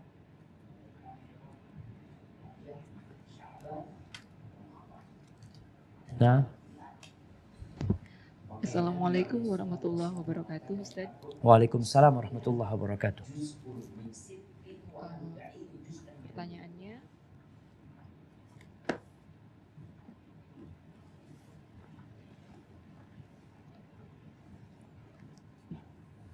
apabila di dalam hidup seseorang itu merasa tidak pernah merasakan atau tidak pernah mendapati suatu musibah yang begitu besar atau sangat menyedihkan hatinya atau menyusahkan dirinya. Kehidupannya berjalan seperti normal-normal saja. Tetapi dirinya ingin kebaikan di dalam dirinya, tapi tidak berani untuk meminta musibah tentunya. Ya Ustadz. Ya. Sebetulnya itu kondisinya seperti bagaimana ya? Dalam kondisi dengan si fulan atau fulanah ini dia berusaha untuk terus-terusan mendekatkan diri pada Allah dan memperbaiki dirinya sebagai hamba. Jazakallah khairan. Barakallahu fiik. Masya Allah jemaah. Nah, jadi kalau dikatakan hadis Nabi SAW, man yuridillah bihi khairan yusibhu min. Barang siapa yang Allah ingin kebaikan buat dia, Allah kasih musibah buat dia. Tapi musibah ini tidak harus sesuatu yang besar. Tadi udah disampaikan oleh Nabi SAW bahwa musibah itu bisa jadi tertusuk duri. Bisa jadi musibah itu suami yang zalim. Bisa jadi musibah itu mertua yang zalim kepada dirinya. Banyak sekali musibah. Artinya seorang hamba dalam kehidupan ini adalah hal-hal yang membuat dia bersedih, dia senang. Dan kita nggak boleh minta musibah. Nggak boleh kita minta musibah. Bahkan disuruh minta afiah, minta kesembuhan sama Allah Jalla Jalla. Di sini seorang hamba ketika hidupnya nyaman, maka yang harus dia kejar bagaimana dia mensyukuri nikmat yang Allah berikan. Karena ada orang-orang memang, ini dalam hadis Ibnu Mas'ud yang menceritakan bahwasanya ada orang-orang yang Allah memang kasih kenikmatan sama dia. Soalnya orang ini kalau kasih susah malah jauh sama Allah. Ada orang-orang yang seperti itu. Sehingga kita bersyukur sama Allah atas apa yang Allah berikan kepada kita. Kan kita jangan meminta musibah. Belum tentu kita bisa bersabar.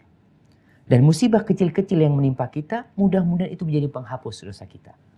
Sehingga kalau kita tidak punya penghapusan dosa dari musibah-musibah yang besar, berarti kita dituntut untuk mencari jalan menghapuskan dosa kita sendiri. Dengan cara apa? Dengan istighfar.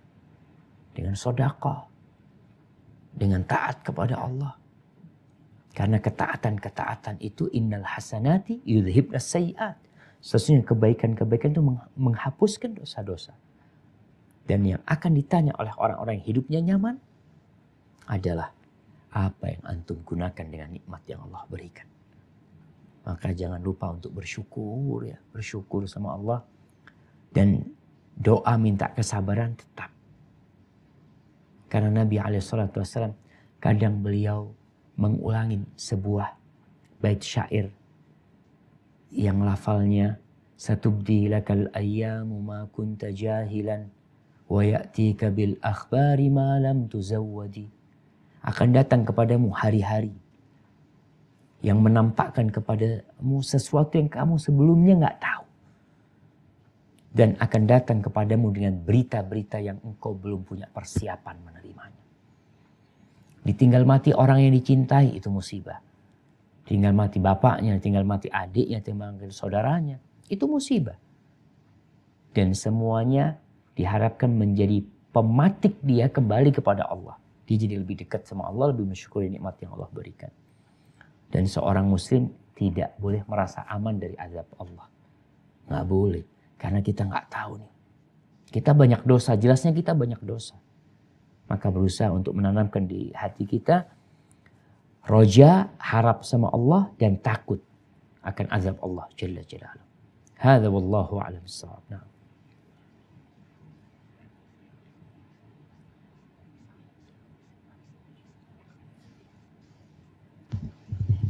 Nah, silakan. Assalamualaikum Ustaz. Ya. Tadi yang mengenai ta'un Ustaz, apakah penyakit, karena di sini hadisnya spesifik untuk penyakit ta'un ini Ustaz, apakah untuk sekarang ini bisa dianalogikan pada penyakit-penyakit berat yang lama seperti tadi Ustaz contohkan kanker atau stroke seperti itu Ustaz. Ya. Kemudian yang kedua tadi mengenai wanita yang sakit ayan itu. Di sini di salah satu faedah hadisnya disebutkan dibolehkan untuk tidak berobat ketika sakit. Itu apakah memang seperti itu Ustaz ya, kita boleh tidak berikhtiar ketika kita sakit Ustaz? Nah, barakallahu fiik. Iya, berkaitan dengan ta'un. Ta'un ini lebih kepada wabah ya. Wabah yang menular menimpa orang banyak. Maka dalam hadis tadi disebutkan dia tinggal di negerinya. Dia tinggal di negerinya. Karena biasanya orang itu melihat kondisi negeri orang terkena ta'un, akhirnya dia ingin keluar dari negeri. Padahal ada larangan. Itu bagian ta'un tadi. Dan ta'un ini bisa jadi penyakit tertentu atau umum. Wabah umum yang menimpa satu masyarakat. Apakah bisa dikiaskan kepada penyakit-penyakit lainnya? Sebenarnya penyakit-penyakit lain itu mungkin tidak dikiaskan kepada ta'un. Tapi kepada hadis-hadis yang lainnya. Bahwasanya seorang yang bersabar mendapatkan musibah, terkena musibah yang berat buat dia bersabar, maka akan dihapuskan dosa-dosanya dan akan dimasukkan ke dalam surga Allah Subhanahu wa taala. Bahkan nanti mungkin akan datang hadis yang akan kita baca. Bahwasanya seorang itu berjalan di muka bumi ini, dikasih musibah terus sama Allah, wala yazalul bala bimrin. Kayaknya sudah kita baca hadis itu. Bahwasanya bala itu akan terus bersama seseorang sehingga dia berjalan di muka bumi ini walaysa alaihi khati'ah. Dia nggak punya dosa lagi. Dia nggak punya dosa lagi. Jadi hadis yang tadi berkaitan dengan ta'un, wabah penyakit yang bisa itu umum atau penyakit tertentu, kata Syekh bin Utsaimin rahimahullahu taala, yang memang ada hukum yang berkaitan dengan mereka tidak boleh keluar dari tempat itu, mereka bersabar di tempat itu ya. Itu untuk penyakit ta'un. Adapun tadi yang dicontohkan masalah orang kena kanker ya, kena stroke, penyakit yang menaun sama dia, insya Allah ketika dia bersabar, dia pun akan mendapatkan surga Allah Jalla Jalaluh, walaupun mungkin tidak masuk seperti mati syahid ya. Sebenarnya kalau kita lihat yang mendapatkan pahala mati syahid ini, orang mati sakit perut pun akan mendapatkan pahala syahid ya. Orang yang mati dalam nifasnya, mungkin seorang wanita yang melahirkan, Ana baca pendapat Syekh Utsaimin mengatakan bahwasanya dia pun akan mendapatkan pahala syahid ya. Seperti itu. Wallahu a'lam bishawab. Adapun berkaitan dengan pertanyaan kedua. Pertanyaan kedua, apa lupa? Zubair, apa pertanyaan kedua? Mengenai tidak berobat ketika sakit. Oh iya. Ustaz. berkaitan dengan berobat. Memang ada perbedaan pendapat di antara para ulama tentang masalah berobat. Apakah mana yang lebih utama? Seorang berobat atau meninggalkan berobat? Bertawakal. Sebagian mengatakan bahwasanya berobat itu sunnah. Nabi berobat sallallahu alaihi wasallam. Dengan beliau berbekam. Ya.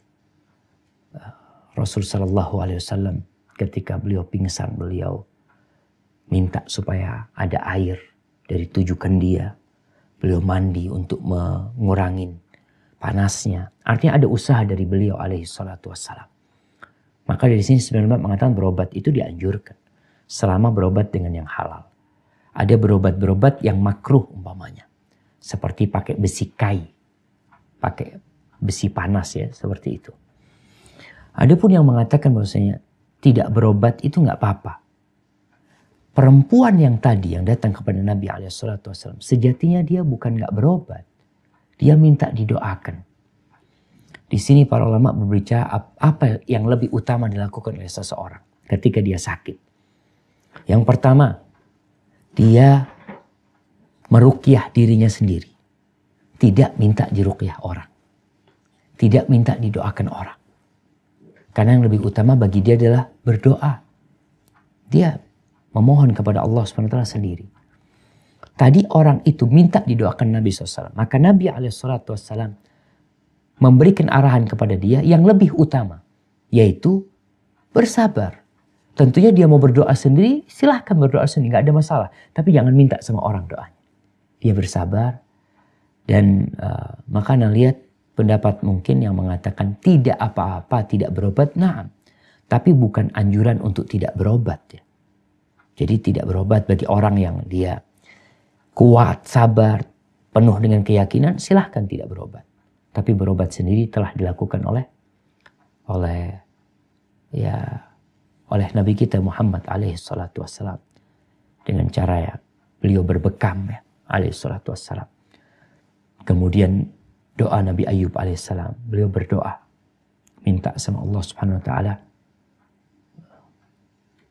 Wa ayyuba idh nada rabbahu anni massani ad-dur wa anta arhamur rahimin. Ia berdoa minta sama Allah untuk disembuhkan. Karena doa juga termasuk sebab disembuhkannya seseorang ya. Kemudian kita lihat sebagian sahabat Nabi, mereka berobat ya, bahkan sebagian ada yang berobat dengan kai, berobat yang sebenarnya dimakruhkan, tapi ketika butuh untuk berobat, berobat. Dan Anda lihat pendapat yang memerintahkan untuk berobat lebih kuat ya, daripada berdiam diri. Ya kalau dia nggak mau berobat ya kita tidak larang sebenarnya. Tafadhal seperti itu. Hadza wallahu a'lam bissawab. Maaf Ustadz, nyambung yang pertanyaan tentang berobat tadi. Berarti di dalam mindset kita ketika kita sakit tetap harus punya harapan untuk sembuh ya Ustadz? Dan tidak berharap untuk tetap terus-terusan sakit gitu. Benar. Rasul SAW ya pernah mengunjungi seorang sahabat yang sakitnya parah sekali. Seperti ayam yang sakit. Maka Nabi SAW mengatakan kepada dia, hal da'aut Allah bisyai, apakah engkau memohon kepada Allah sesuatu? Iya kata dia. Dia mengatakan Allahumma ma kunta mu'adzibi fil akhirah fa'ajilhu li fid dunya. Ya Allah, apa yang azab engkau akan berikan kepadaku di akhirat, tolong disegerakan di dunia. Kata Nabi SAW, innaka la tutiqu dzalik. Engkau gak bisa, gak akan tahan menerima hal itu. Halla sa'altallaha al-afiyah. Di sini Nabi mengatakan, kenapa engkau tidak memohon kepada Allah al-afiyah, kesembuhan dan keselamatan? Halla qulta Allahumma rabbana atina fid dunya hasanah wa fil akhirati hasanah wa qina adzabannar. Maka diperintahkan untuk membaca doa itu. Doa yang tiap hari dianjurkan untuk dibaca. Allahumma afini fi badani. Allahumma afini fi sam'i. Allahumma afini fi basari. La ilaha illa anta. Kemudian kita dianjurkan untuk ngobatin orang. Untuk meruqyah orang. Ketika orang sakit diajarin kita beberapa doa ruqyah untuk kesembuhan. Nabi SAW mengajarkan barang siapa yang membaca bismillah, bismillah, bismillah, a'udzu bi'izzatillahi wa qudratihi min syarri ma ajidu wa hadir. 7 kali dia akan menyembuhkan insyaallah orang yang bacaan itu insyaallah akan menyembuhkan orang yang sakit ketika dipegang di tempat yang sakit. Jadi anjuran untuk berobat itu banyak sekali sebenarnya. Baik berobat dengan cara yang medis atau dengan bacaan-bacaan Al-Quran yang merupakan ruqyah. Cuma memang yang ada pembicaraan para ulama tentang minta diruqyah. Dari sini juga para ulama mengatakan apakah ini hanya untuk ruqyah atau untuk pengobatan yang lainnya. Seorang berusaha mengobatin dirinya sendiri sebenarnya tidak minta. Tapi dia mengobatin dirinya sendiri itu lebih utama daripada dia minta kepada orang untuk diobatin. Dan tentunya dalam proses seorang mencari kesembuhan, dia bertawakal kepada Allah Jalla Jalaluhu. Yang bisa menyembuhkan hanya Allah. Hadza wallahu a'lam bissawab. Assalamualaikum warahmatullahi wabarakatuh. Waalaikumsalam warahmatullahi wabarakatuh. Ustadz, ini tentang hadis nomor 39. Barang siapa yang Allah menghendaki kebaikan baginya, maka dia akan menimpakan cobaan kepadanya. Pertanyaan saya, kalau misalnya cobaan itu sebenarnya karena kesalahan orang tersebut, misalnya orang itu tidak bisa memakai uangnya dengan baik, akhirnya atau dia berfoya-foya, akhirnya dia dalam keadaan bangkrut, Ustadz. Apakah cobaan yang dia terima itu memang karena Allah menghendaki kebaikan untuknya atau memang kesalahannya sendiri? Dan jika dia bersabar, apakah Allah akan memberikan pahala kepadanya? Nah, barakallahu fiik. Ya, pertanyaan yang menarik sekali jamaah. Tadi kita sampaikan bahwasanya cobaan itu karena 2 hal. Yang satu karena dosa, yang satu karena cinta. Artinya para nabi dikasih cobaan sama Allah untuk mengangkat derajat mereka.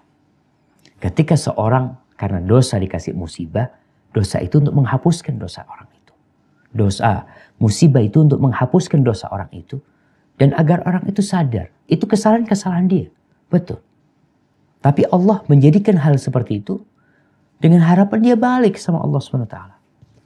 Namun ketika dikasih seperti itu dia nggak balik kepada Allah SWT seperti Fir'aun. Dikasih musibah macam-macam sama Allah Jalla Jalaluhu. Berulang kali mereka melakukan dosa kaumnya Fir'aun ini. Dikasih kata, dikasih darah, dikasih belalang, macam-macam. Ternyata hal itu tidak membuat mereka kembali kepada Allah Jalla Jalaluhu.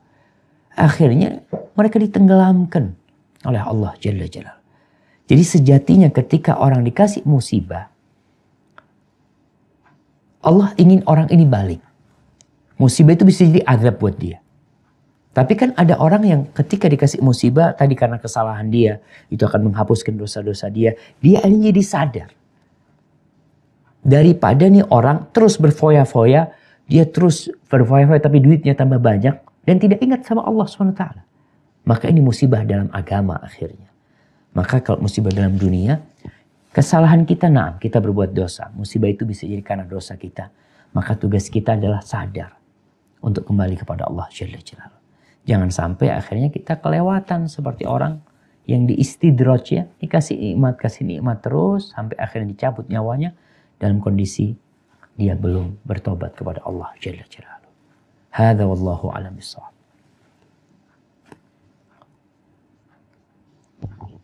Giliran Prabu Muli, Ustaz. Nah, Prabu Muli. Silahkan, kita 5 menit lagi azan di sini. Prabu Mulih udah connect, Zubair?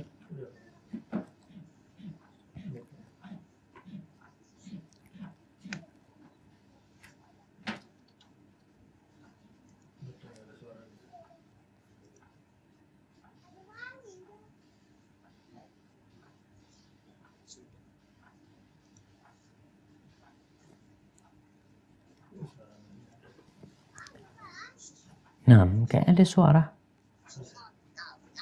Nah, silakan dari Prabu Mulih.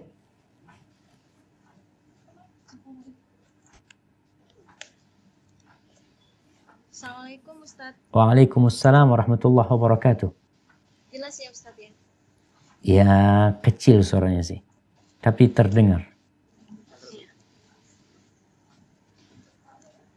Ustadz mau bertanya. Ya. Mengenai jika kita tertimpa musibah atau kesakitan kan kita akan dihapuskan dosa-dosa kita. Apabila kita mengalami musibah atau sakit, tetapi kita mengeluh atau menggerutu, apakah juga akan terhapus dosa-dosa kita? Nah, subhanallah ya. Iya, ini pertanyaan anak-anak lagi baca nih penjelasan Syekh Utsaimin sambil nunggu tadi.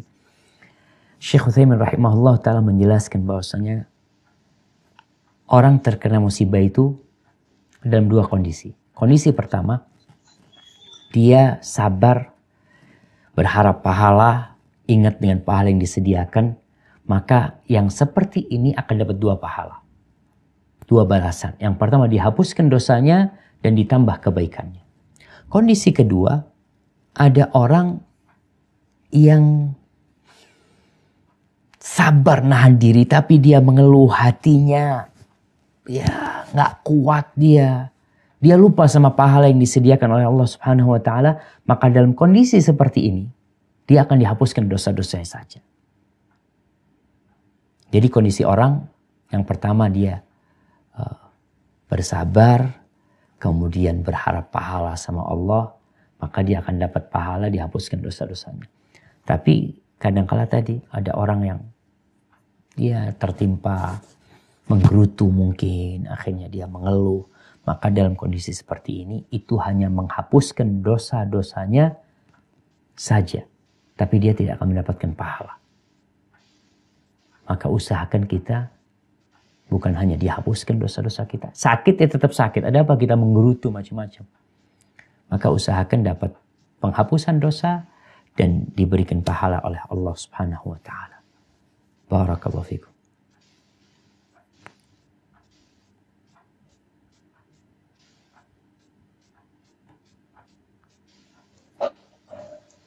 Pertanyaan kedua, Ustaz. Nah. Bagaimana jika seseorang berdoa ingin meninggal dalam usia muda, bukan karena musibah, tetapi hanya menginginkan kematian dalam keadaan bertaubat, istiqomah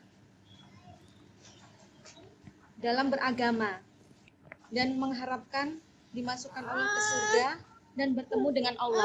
Apakah itu diperbolehkan? Nah, iya. Jadi berkaitan dengan minta mati muda dalam kondisi istiqomah di atas agama. Seharusnya dia minta umur panjang, mati di atas keistiqomahan. Kenapa?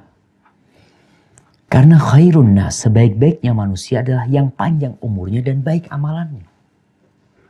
Oleh karena itu, disebutkan dalam sebuah hadis yang diajarkan Nabi SAW, mengatakan waqbidni ilaika ghairu maftun. Dan cabutlah nyawaku dalam kondisi aku tidak terkena fitnah. Maka di sini itu yang dipinta. Jadi perkara muda, tua, kita nggak tahu mana yang terbaik buat kita. Sehingga kita tidak boleh menentukan anak mau matilah sekarang ini. Mumpung belum fitnah. Wallah kita nggak tahu. Oleh karena itu, di antara doa yang diajarkan Nabi SAW, bukan dalam masalah penyakit ya. Nabi mengajarkan sebuah doa, Allahumma bi'ilmikal ghaib wa qudratika 'alal khalqi ahyini idza 'alimtal hayata khairan. Ya Allah, dengan ilmumu dengan yang gaib. Ilmumu dengan semua yang gaib. Dan kemampuanmu untuk menciptakan, maka hidupkan aku apabila hidup itu baik buat aku. Wa tawaffani idza 'alimtal wafata khairan. Dan wafatkan aku apabila wafat itu baik untukku.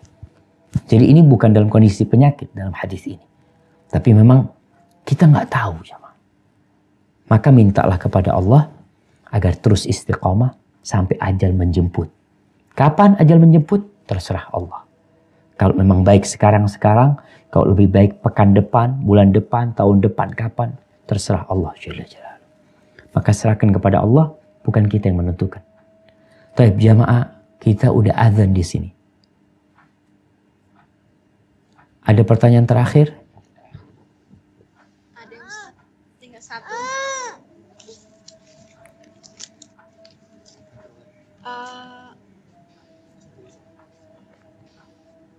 Ini ada masalah keluarga dengan suami.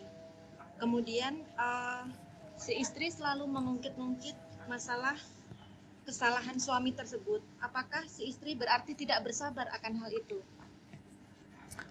Nah, subhanallah ya. Memang ini masalah wanita. Yang kata Rasul SAW, andai kata engkau berbuat salah kepadamu sekali, maka perempuan ini akan mengatakan, ma ra'aitu minka khairan qat. Aku tidak pernah melihat engkau berbuat baik sedikit pun. Seharusnya seorang dalam rumah tangga itu melihat kepada kelebihan, bukan melihat kepada kekurangan. Kekurangan diperbaikin bukan untuk diungkit-ungkit. Kebaikan yang seharusnya selalu diingat. Jadi suami berbuat salah, jangan diungkit-ungkit, tapi berusaha untuk diperbaikin kesalahan tersebut. Yang lalu biarlah berlalu. Maka mudah-mudahan dengan cara seperti itu, tujuan memperbaiki suami itu tercapai. Sebagaimana kita tidak lepas dari kesalahan, kita banyak salah kita. Maka Rasulullah SAW memerintahkan agar kita melihat kepada kebaikannya. Kalau dikatakan sabar, ya sabar. Laki berbuat salah, diperbaikin, gak ada masalah. Tapi bukan mengungkit-ungkit. Mungkin dia sudah tobat. Sekarang melakukan kesalahan lagi, kesalahan yang baru. Sehingga bukan yang lama-lama kemudian ditimpukkan kepada dia. Kemudian akhirnya dia malah gak mau memperbaiki diri akhirnya. Hadza wallahu a'lam bishawab. Mudah-mudahan kita bisa lanjutkan pada kesempatan yang akan datang. Subhanakallahumma bihamdika asyhadu an la ilaha illa anta astaghfiruka wa atubu ilaik. Mohon maaf atas segala kesalahan. Assalamualaikum warahmatullahi wabarakatuh.